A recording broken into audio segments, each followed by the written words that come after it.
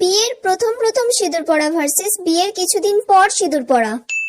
বাবা, আজকে খুব ঠান্ডা পড়েছে, আজকে আর কোথাও বেরোবো না।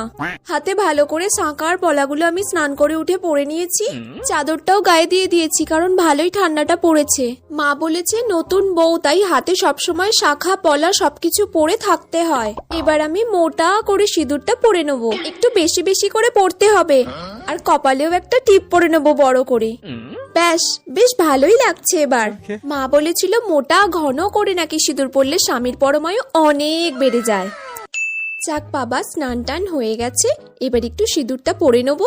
আর হাতেও এইসব এত নোয়া পলা পরতে আমার জাস্ট একটুও ভালোই লাগে না। এই জাস্ট একটা পরে রেখেছি, এতেই হয়ে যাবে। এবার জাস্ট একটু সিঁদুরটা ছোঁয়াবো, একটুখানি জাস্ট পরবো একদম। ব্যাস ব্যাস, আর একটু ছোট্ট করে টিপ পরে নি, ব্যাস। সিঁদুর পড়তে পড়তে আমার কপালের টাক পড়ে গেল।